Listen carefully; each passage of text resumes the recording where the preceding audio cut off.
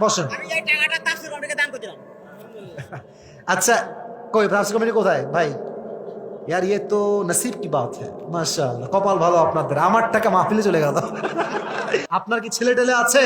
আছে। কয়টা আছে? দুইজন। দুইজন আছে। কোথায় তারা?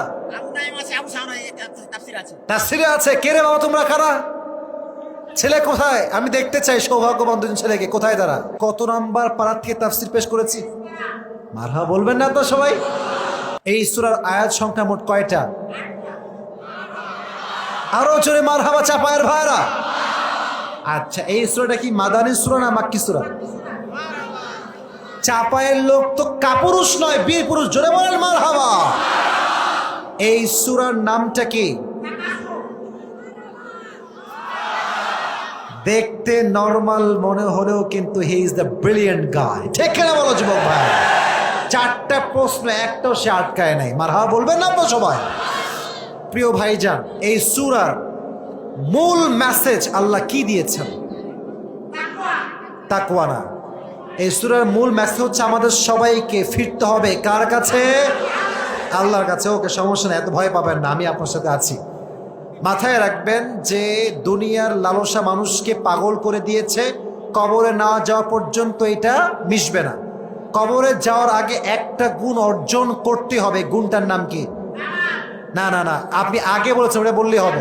মারহা বলবেন আপনার সবাই? উনি একবার আটকেছে, বাদ বাকি ঠিক আছে। আচ্ছা, এবার বলেন, কবরে যাওয়ার পরে মোট প্রশ্ন কয়টা হবে? এক নাম্বার প্রশ্ন কি? রবকে। আচ্ছা, দুই নাম্বার? মারহা বলবেন না আপনারা? তিন নাম্বার? পারবে পারবে। দিন কি? মারহা বলবেন না আপনারা? সর্বশেষ প্রশ্ন এটা কি? থামেন না, ভাই বললেন না, টাকা আপনি দিবেন নাকি? কে রে বাবা? আপনিই বলেন। আল কোরআন কিসের উত্তরে বলবে সেটা বলতে হবে তো।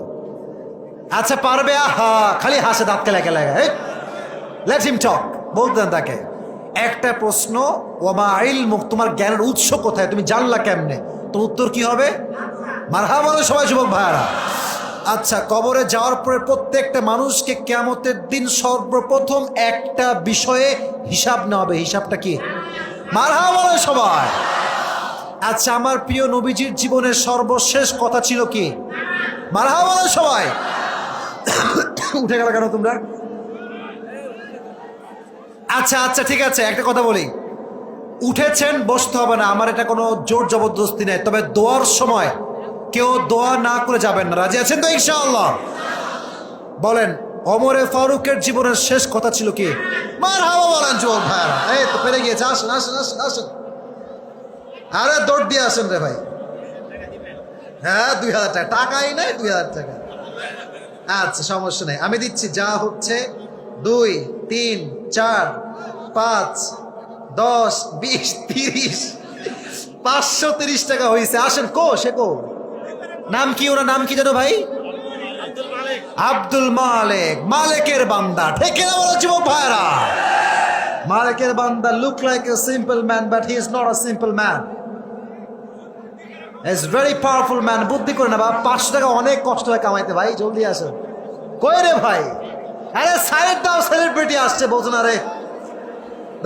ছেলে পেলে সাইড দেয় না, সাইড দেন না, তাকবীর দেন। সবাই দাঁড়ায় গেছে। হায় হায় হায়, তাকবীর দেন সবাই। লিল্লাহি তাকবীর। আল কোরআনের আলো, আল হাদিসের আলো, চাপাইবাসী যেখানে, মোল্লানবাসী যেখানে। আসেন। মাশাআল্লাহ। আপনার কি ছেলে টেলে আছে? আছে। কয়টা আছে? দুইজন। দুইজন আছে। কোথায় তারা? আবু নাঈম আছে, আবু শাওন তাফসীর আছে। তাফসীরে আছে। কে রে বাবা তোমরা কারা? ছেলে কোথায়? আমি দেখতে চাই সৌভাগ্যবান দুজন ছেলেকে। কোথায় তারা? পালায় গেছে। আর বিচার করবেন ওদেরকে বাসায় গিয়ে। ঠিক আছে? আছে।